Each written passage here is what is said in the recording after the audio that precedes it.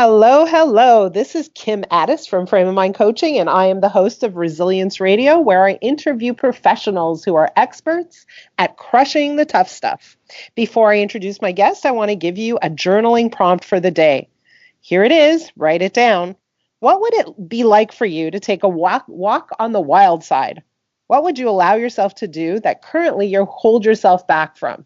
I've discovered that a lot of people, a lot of clients, a lot of even highly driven individuals really hold themselves back because they have a set of beliefs that get in their way. So what if you had nothing getting in your way? What would you do? What would you experience? What would you try that you've never let yourself do so far?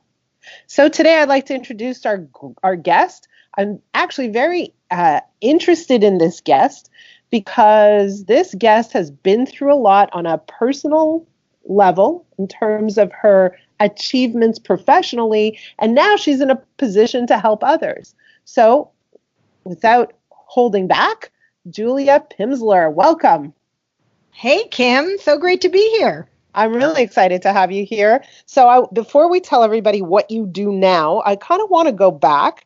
You are basically kind of like me, a serial entrepreneur, and you used to run a company called Little Pim. Yes. What was that? What did you do? We were helping parents become their young children's first language teachers by using a multimedia series we created called Little Pim, which was also the name of this little panda bear character we created. And Pim comes from Pimsleur, my last name. So this little panda bear spoke 12 different languages, and parents would pick what language they wanted their kids to learn, and they would watch these videos. They still do. The company's still up and running.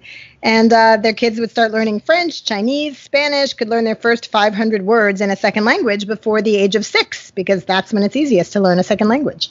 So did they learn from a physical bear? Was this a software? Was this like an online product? I mean, yeah, it was kind of give us a little online. It was kind of like, imagine if Rosetta Stone was for very little kids. So it was a multimedia program, like they would just watch it on their phones or on TV, and there'd be a lot of call and response so that they could learn the vocabulary. But then we also had a plush panda that they could order. It was like really popular around the holidays, to have your little panda bear sitting next to you while you watch your favorite, language learning TV show. And we had flashcards and books and a whole line of products like that. And how long did you run that company for? I ran Little Pim for 9 years. And then you decided to sell it? Well, no, I decided I had a new calling. One thing that happens when you start a business is no one ever says you might not want to do this forever. And when I started Little Pim, I was so passionate about helping parents be their kids' first language teachers. Kim, I grew up bilingual in French. Maybe you learned French too because of being in Canada. I do. I speak French. Sometimes it's a little broken, but it's pretty good. All right, génial. We'll do that later. Okay. But in any case, it opened so many doors for me to be bilingual. I went to top schools on scholarship. I got to live and work in France for 7 years. So there was no question when my first son was born, I would want him to learn French. But then there was nothing on the market for him to learn French. So I was really passionate about creating the first language teaching program for young children so that millions of parents could also teach their kids second languages. We wound up in 22 countries. We sold millions and millions of these language teaching programs. It was really exciting. But what I never imagined, back to your question, is that one day it wouldn't be as exciting to me. My kids grew out of it. And I also started to feel a real pull towards the feminist issues that I had studied in college. I was a film major with a women's studies minor, and had always been very interested in social change. And that became a bigger pull. So, we're going to go towards that pull in a minute. But before we do, you're running this company for 9 years. It's clearly successful. You raise money. You were in all kinds of different countries. People were buying your product. They were presumably happy with it because, again, your company grew. And then you decided, gee, I want to go in another direction. What did you do with that company? Well, we had raised money from angel investors and venture capital. So I had a board of directors. And after I wrote my book, $1 Million Women, I sat down with the board and said, I feel this real calling to help other women scale up their businesses. And what should we do? So, it's interesting. I have a lot of entrepreneurs I coach who say, I'm afraid to raise money because other people will have, control over my business or will influence what I can do. And I actually thought as the opposite. I was so glad that when I decided I had this new calling that I could sit down with, 6 really smart, resourceful people and say, okay, what do we do now? So it was either sell, partner, or hire a new CEO. And we explored all 3 and decided collectively to hire a new CEO. So she's been running the company for the last 3 years, doing a great job with it, transitioned us fully to digital. And I'm still founder. I'm still on the board, but no day-to-day role to free me up to be a scaling and mindset coach. So you still have shares in this company, but it's literally being run by someone else. So how does that feel? How does it feel handing over your baby, your inception, your vision to a whole other human being? I loved it. I have to say this is about the 3rd organization I've started and handed off. And I've just realized about myself over the years that I'm a builder. That's the part I love. I have big visions. I get excited about them. I pull people in, raise money. This is not the first time I've done this. But then once it's like, okay, how do we, tweak it, pivot it, do slightly different things with it? I really was not the right person. And also I've seen so many founders hold on so tight to their baby. And the truth is, I wasn't the right person to run it anymore. I mean, we had a digital product. I wanted it to be run by someone who was raised digital native and could help the company transition best into this whole new world where, kids are on their phones from 3 months old or whatever it is these days. So I think she's actually a better person to run the company, and I'm just enjoying, being along for the ride. So for me, it was all positive. I'm not saying be like that for everyone, but for me, it has been. And how did you find her? Through a dear friend of mine who is a headhunter. He introduced me to someone who introduced me to her, and she was just perfect for the job, and she started about 2 weeks later. Wow. So usually we hear about like a whole thorough several months long process of recruiting and sorting through people and, Well, you know what, Kim? Thank you for actually putting a finger on this, because let's back up, because this is a mindset podcast, right? Yeah. Okay, so I'm skipping over the tough stuff. Do you want to hear the tough stuff? I want to hear the tough stuff. Yes, of course. Okay, then we'll get into $1 Million Women, because that's really my new passion. And we're going to go there. But I know we are. But I can't resist. I'm interested in the transition because there's lots to talk about here. The decision to hand your baby over to someone else, the decision to go on to something else and how that looks, and kind of not leaving something behind, but starting something new, feeling comfortable leaving something behind, and then starting up from scratch again. So yes. Here, right? So go ahead. Yes. Okay. So here's the tough stuff that I don't often tell, but these are mindset folks. So we want to make sure, or people who care about mindset, right? We want to make sure we know why mindset is everything, as I always like to use that hashtag, mindset is everything. So what really happened, that was like kind of the edited version, what you just got. So here's the unedited version. The unedited version is that for a year before I left, I groomed a senior person on my staff to take over. And I've transitioned out of several organizations, as I mentioned. So I knew exactly what to do. Pick someone, get her set up for success, make sure everyone's bought into her. Did all that. I think January 1st hit. That was when she took over and I stepped away. And I remember, that first weekend feeling like, oh my God, I did it. I can't believe it. After 9 years of my company, I found a successor. I successfully transitioned. Now I'm going to just throw all my energy into building this new company and movement. And that euphoria lasted 24 days. And on the 24th day, it was a Sunday, I received a text at about 11 a.m. that said, it was from her, I'm not going to say her name, and she said, "Hi, Julia, can we talk?" And that's not a text you ever want to get from someone running one of your companies on a Sunday, right? That can never be good news. Right. So got on the phone with her with some trepidation, and she said, "Listen, I feel terrible, but I was offered this job that pays so much more that I can't even tell you the number because you'll fall off your chair." And I accepted it. Oh, wow. Yeah. And my heart just sank because, we'd had years of working together. We had a friendship. I had transitioned out. It was a terrible moment and a real mindset test moment. And it was one of those times I was so glad that I had the NLP training I had, neuro-linguistic programming, because this training I had in mindset teaches you that obstacles are just a sign that you have a big, ambitious goal. And it doesn't mean that you should stop and turn back and, change your course. So I was tempted, I really was, to say, oh my gosh, this is some kind of sign from the universe that I should not have left the company, right? And I should do an about face and get back in there and take back over. And I just decided, nope, I'm not taking the bait. I said I was going to leave. I've left. There's got to be another solution. And I just had lunch recently with this dear friend who runs a headhunting firm. Can't afford his rates at all, right? We were a startup. But I called him up. I said, you're not going to believe this, but my CEO just quit. And he's the one who introduced me to the new CEO who took over really just weeks later. It was like such a quick process because of his brilliance at introducing me to the right person. Didn't even charge us a fee. And she's still running the company today, and it's fantastic. And I'm so glad I didn't go back in, because that really was not what I wanted to do at that point in my life. So, and I want to pause here, because the tendency is when things go bad to kind of go back in, to go back to what you really didn't want because you feel like you have no choice. You feel trapped, you feel stuck. That's the tendency. That's the knee-jerk reaction. Okay, I have no choice. I have to go back. I don't have any other options. And what you really did was you said, hold on a minute, maybe there are other options. I don't want to go back. Or even worse, you might think this is a sign, right? You might think this is a sign. Right, that divine intervention. Meant to have it. Right, I wasn't meant to have this thing I wanted so much. Yeah. Okay, so you got this person in place. She's doing well. You're happy. The board is happy. And now you have the time, the bandwidth to focus on this new thing. So you wrote a book in the middle of this called $1 Million Women.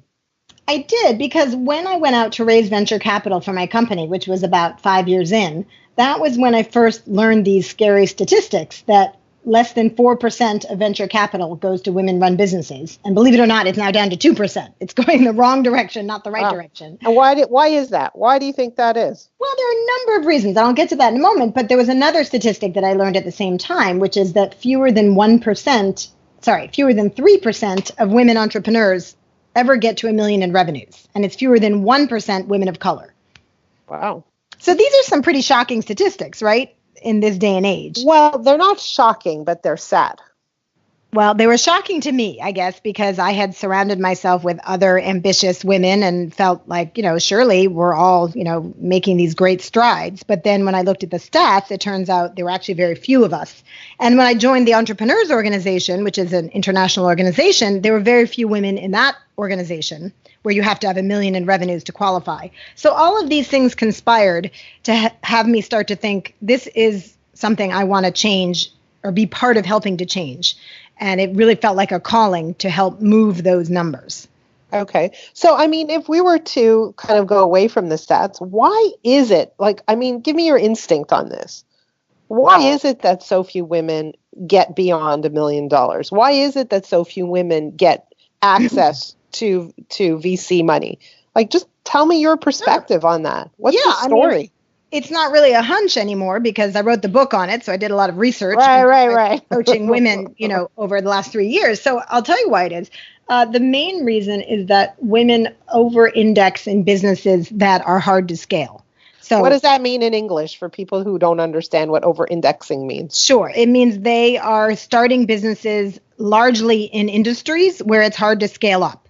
So services businesses, education, healthcare. Some healthcare can be very scalable, but some is not, right? Like if you're sending out nurses to people's homes, right? And you don't have like a technology play within that, that's hard to scale. So I would say that's the number one reason. There are not as many women in tech, which are the most scalable businesses. However, there are a lot of businesses that are what are called tech enabled, meaning maybe it's a product company or maybe it's a services company, but they are using some original use of tech, whether it's an app or a website or somehow, using tech in their companies. The second reason is that the type of women who start their own companies, and I put myself in this category, are kind of type A, right? Like very driven, very perfectionist, want things a certain way. And so that causes us to hang out a shingle and say, okay, I can do this work at a really high level. But then that's often the very same thing, Kim, that holds us back. Because if it's only you and nobody else can meet up to your standards, right, then it's very hard to scale. So it takes a whole different set of skills to start a business than it does to scale a business. Mm-hmm. And the very skills that gets women to start a business are the same ones that holds them back when they go to scale. So let's review this, because I think this is very important. Women tend to choose businesses that are more challenging to scale. And the very skills that get them to start a business, which is high standards, also kind of gets in their way when they are thinking about or wanting to scale, or maybe not even thinking about scaling because they don't think it's possible to find anyone who can live up to their standards. Yes, well said. And I would add into that a huge thing around mindset, because when I wrote Million Dollar Women, which told my story of building Little Pim into a multi-million dollar business from a $30,000 investment and all of my belly flops along the way, I also interviewed women across the country who had built multi-million dollar businesses. And we all agreed that you really just need three things to go big. And here going big is getting to $1 million and beyond. Okay. And that is the right mindset, the right skill set, and the right network. Those are the three things, but mindset is the hardest. So say that again: mindset, skill set, and network. If you can get those three things right, you can have a scalable business that goes to $1 million and well beyond. But without those three things, it's almost impossible. So I'm pretty good at understanding mindset and even skill set. Tell me a little bit about the right network. How do we get the right network? How do we find that if we're not Well, it actually all goes back to mindset. It all goes back to mindset, Kim, because once you get into the, kind of go big mindset, as we like to call it in the $1 Million Women movement, that's when you start feeling really unstoppable and like you're just kind of reverse engineering your success. And so when you're in that mode, you start seeking out networks of people who are ahead of where you are so that you can learn from them. That's one of the key things about networking. But, a Harvard Business Review article pointed out that there are really three types of networks, and we often don't pay attention to all three. And the three types are personal, operational, and strategic. And women tend to do very well on the personal and operational. So personal is like, do I know someone who can pick up my kids from school if I can't make it, right? You're using your personal network. Yeah. Your operational network is, I was assigned to bring in 48 cupcakes for the, play after party. Do I know someone who can find me a cheap bakery that I can buy those from, or who can teach me how to make those around my full-time job, right? That's your operational network. Someone can help you just solve that problem. But the third one, your strategic network, that's where a lot of us fall down. Who is in my circle who's going to challenge me to be my best self? Who's going to pull me into the bigger version of me? Who I can call when I want to go do something I've never done before and it's terrifying to me, but they've already done it, like raise money or, join a top entrepreneurs network or give a TED talk or, you name any number of things.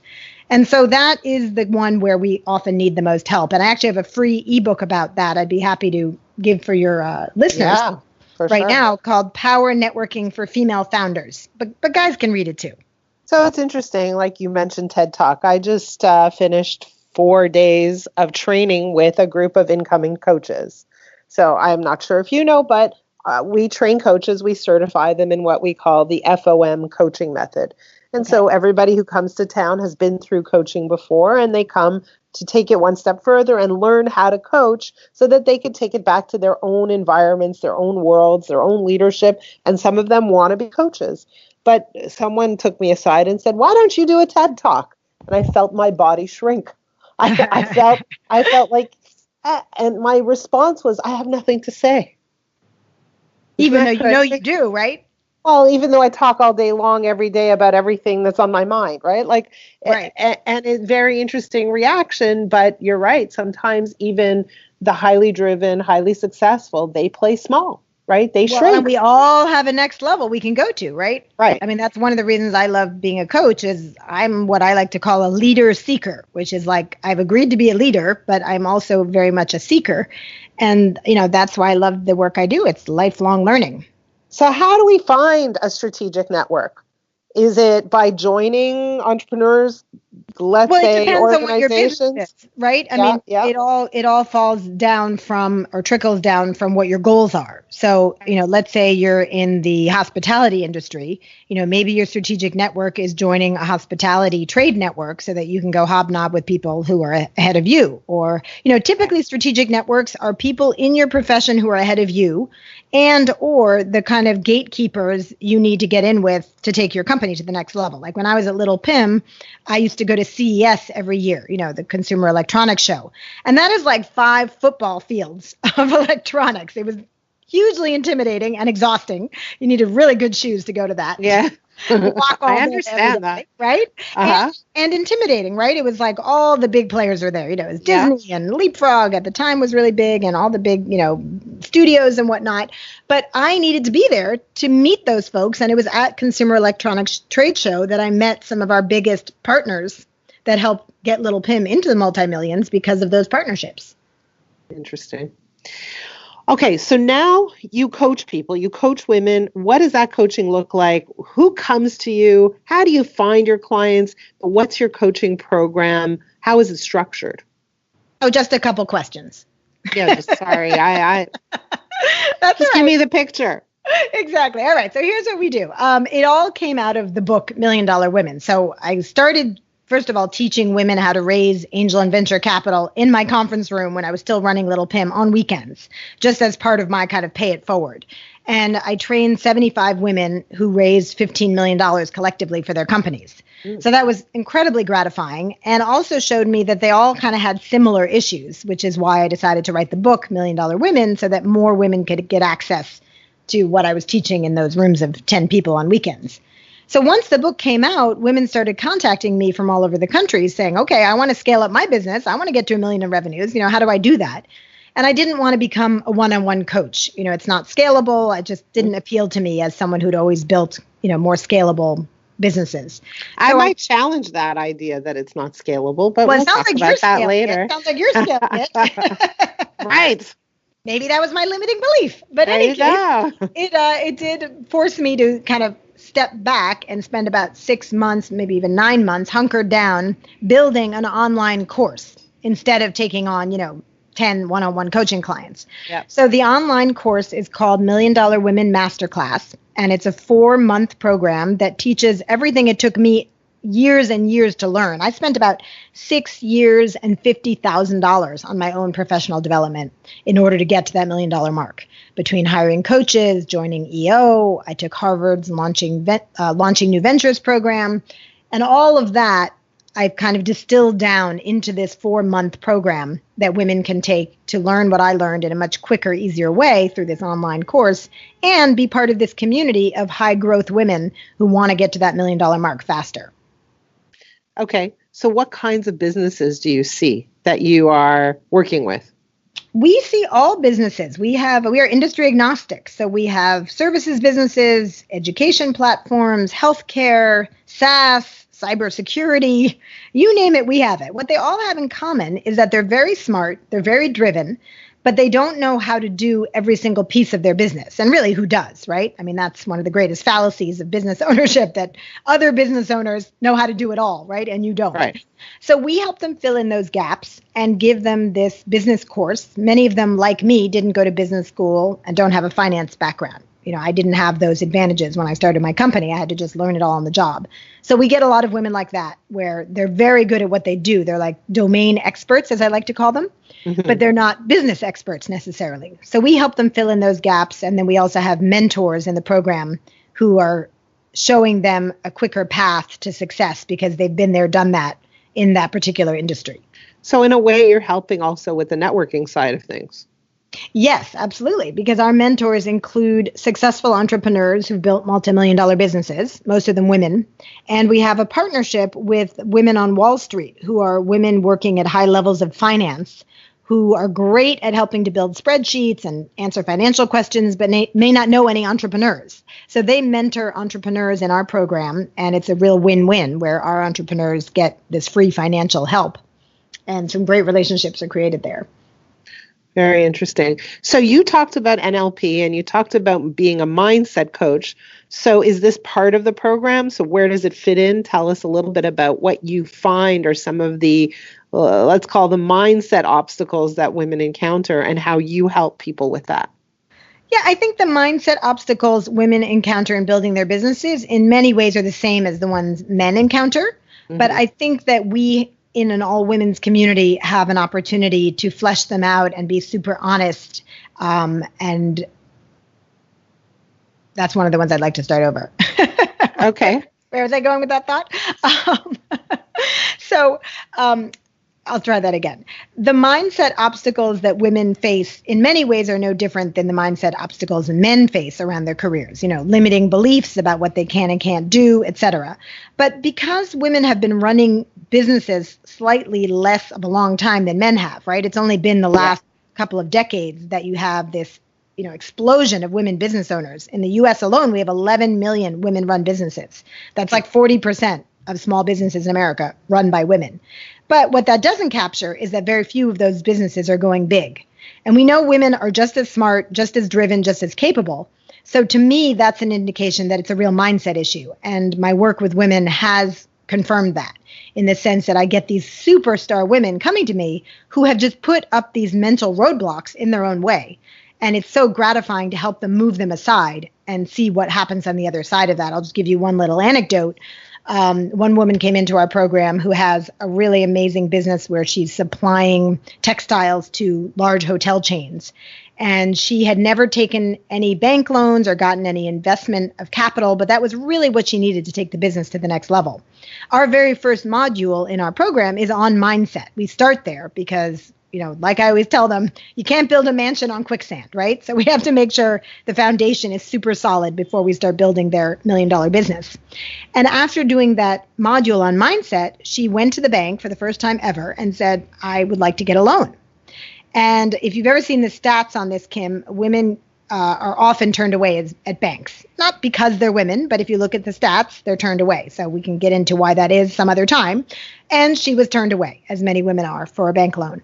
And she said, no, I'm not leaving. You don't understand my business well enough to turn me away. I want you to come to my home, where she has a home office, and learn about my business. And then if you won't give me this loan, I will accept that. And she went with 2 bank loan officers to her house. They spent 3 hours at her home office learning her entire business, and she got that loan. Wow. Isn't that awesome? So where did that come from? Did she just suddenly have this bout of confidence? Like where did that come from? Well, because in our mindset module, we ask women to look at what their limiting beliefs are and to also look at what the bigger version of themselves is that they haven't yet allowed themselves to live out. And that created a shift for her. That and her work with the coach and, other things in our program. Yes. Mm-hmm. And she was ready. You can't help people who aren't ready. She was clearly ready. Right. Okay. So let me just ask you a little bit about this whole venture capital business. Sure. So if you see a business running, again, take someone who has never gotten a loan, never had an investor, always funded their business on their own. Like, under what conditions do you think that they might benefit from extra funding? It's really if you have a big vision for your business that your current capital cannot fund. So for instance, with Little Pim, we created DVDs in the beginning because, that was the time when DVDs were big, but we clearly saw that they were going to go extinct and that everything needed to become digital and that it was a much bigger opportunity for our company if we could go digital. So a lot of what we raised our capital for was to convert all of our programs, which were filmed on high definition video, into digital downloads. And that's what allowed us to go into 22 countries. Now, that was not something we could fund just from profits. There are a lot of businesses where they are making profits, but not enough to fund a whole new, line of business or to open a second location, for instance. That can be another great use of funds. Do you ever recommend generating funds for the sheer purpose of marketing? That's harder to raise money for. The funny thing is you can't really raise money unless the investor sees the big opportunity that's on the other side of it. And that opportunity usually needs to be more than 2x. It needs to be more like 5x or 10x, meaning if you're raising $100,000 so that you can make an extra $200,000, that's not a very interesting proposition to the funder. If you're raising $100,000 so you can make another $1 million, now they're interested in having that conversation. Okay. As a business owner for the third time, second time? I don't know. I'm losing track of the numbers. What is your greatest challenge? My greatest challenge is to make sure that I make myself findable to the women who need to find me. And, my favorite quote right now, Kim, is by Rumi. I don't know if you've ever heard this quote by Rumi, which is, what you seek is seeking you. And I love that. I have it framed and up in my apartment because, I think sometimes as entrepreneurs and especially as coaches, I don't know if you can relate to this, it sometimes feels like there's so many people who need help, right? But you can only help the people who you're the right coach for. And it can be overwhelming sometimes to think, how much marketing should I do and how wide a net should I cast? And so it's a great reminder to me that there are women waking up every day, including today, who need the very help that I can provide. And I don't have to worry about the other people who aren't looking for that help. I just have to make sure that those women who feel the way I used to feel when I had my business and didn't know the next steps and didn't know how to raise capital and was looking for help, I have to make sure they can find me. That's my greatest challenge and my greatest joy when they are able to find me and we have these incredible connections. Well, I certainly hope that this podcast helps you find some people who are looking for you. Thank you. As we round the corner to this interview, you've got a coach on the line. I know you coach women, and gee, I think that I should come talk to you myself. Awesome. Let's do that right after. Yeah. I've already learned from you. I had the pleasure of being in the room with you, and you're an amazing teacher. So thank you. Thank you. What question do you have for this coach? Well, I do have a question, which is I was wondering how you help business people, since we both coach business people, to understand the importance of working on mindset if they don't already get it. Like if they already get it, it's easy to help them. Yeah. But if they don't already get it, do you just say, well, I'll wait until they get it and then they'll come to me? Or do you help them see how important that is? No. They come to me for that purpose. So But doesn't that mean they already get it, Kim, if they come to you? No. I don't need them to get how to change their mindset. All I need to help them get is help them see how their mindset is actually the thing that's getting in the way. Yes. Right? Tell me more about that. So, I go around really North America. I do a lot of presentations. I do a lot of podcasts. I do a lot of speaking, you could say. And in my speaking, I do a lot of demonstrations. So I bring people up to the front and I literally physically demonstrate how their thinking is oftentimes working against them and preventing them from reaching their goals. And what I do in those presentations is I bring to their awareness the relationship between their thinking and their outcomes. And so they can see it in front of them. And then I start to say, hey, let's look at how your thinking is affecting other things. So it affected this particular exercise, for example. How does that limitation in your thinking affect this, and this?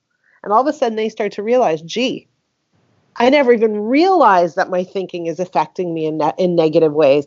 And not only that, I never realized that this is really the centerpiece to everything I do, hear, smell, taste, and touch. It's the centerpiece to my business success. It's a centerpiece to my leadership. It's a centerpiece to my parenting. It's the centerpiece to my spousal relationship or my personal relationships. It's the centerpiece to my well-being. It's a centerpiece to everything. So if I want things to work out well, this is what I need to work on. And so that's what I drive home. I drive home the concept that your thinking creates the outcomes you're experiencing in your life, both positive and negative. So there are some things that are working out really well in your world, but not all things are. And those things that are not working really well are a function of your thinking. And if you want those things to work well, I don't want you to just do different things, right? Why? Because doing follows thought. And we need to adjust the thinking so that it's lined up with the goal before we take action. Unfortunately, a lot of people just say, okay, well, I want this to happen. I got to go do X, Y, and Z. But if their thinking isn't lined up, then they're going to do and get tired and then fail. So whenever anyone starts coaching with me, I say, I don't want you to do anything. Right? I don't want you to take any major decisions or make any major decisions. I don't want you to do anything. I want you to spend time with me and look at how your thinking is impacting your results and your outcomes and your relationships and all the important things in your life. And then let's adjust your thinking so that you're in a place of calm and peace and clarity, and then go do.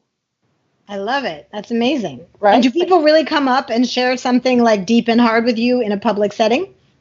Sometimes they do, but it's the gateway to getting them into coaching where they do share quite a bit.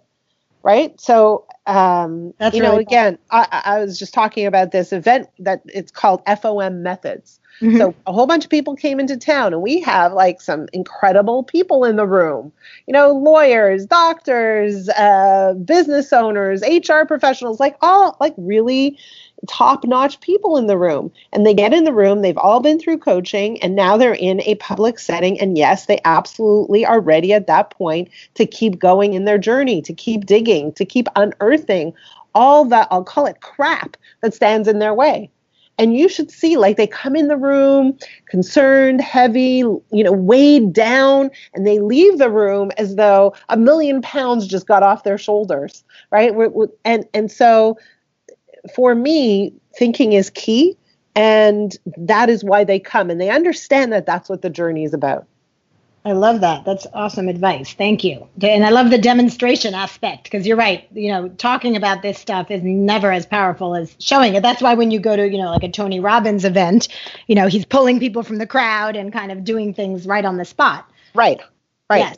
And you know, I did want to mention that we do an annual event in case anyone's interested. Yes. $1 Million Women. Tell us about that. Yeah, it's called the $1 Million Women's Summit, and it takes place in April every year at the Microsoft Technology Center. We're having our third annual, April 4th and 5th. Would love you to come, Kim. It's going to be a really exciting 2 days of keynotes and coaching and a pitch competition where one woman's going to walk away with $50,000 investment for her company. So please come join us. So where is the Microsoft thing that you just said, in New York? Well, like a true New Yorker, right? Of course, it's in New York. Of course. Where else would it April 4th and 5th. Yes. And you can learn more about it by following me at Julia Pimsleur. That's just JuliaPimsleur on Facebook, Twitter, LinkedIn. I'm big social media poster, and you know, you'll be the first to know if you follow me at Julia Pimsleur. Okay, so here's what I want. I want a link to your book, and a link to your event, and a link to your website. You got it. In the show notes. And I want you at the summit. How can we get you there? I might just come. I love that. And I'll tell you why. I'll tell you the draw for me is that I have grown my business with absolutely no investment dollars. I have it makes me itchy to think about owing money. So it's interesting to hear your perspective. Well, you know, and those things that make us uncomfortable, right? Sometimes there's a message in that. And I'm not saying you should raise money, by the way, but it is interesting that it's charged for you, right? It is charged. It's heavily charged. And I'm thinking to myself, maybe I should play bigger. But I don't know. We'll talk. Well, would love to have you with us. And, you know, what you're doing is so helpful to so many people already. So if raising money would help you help more people, then I'm all in for helping you do it. Okay, well, we'll talk. All right. Thank you so much for joining us. Thank you for sharing your wisdom. Thank you for sharing your experiences too. I think it was very interesting for me personally to listen.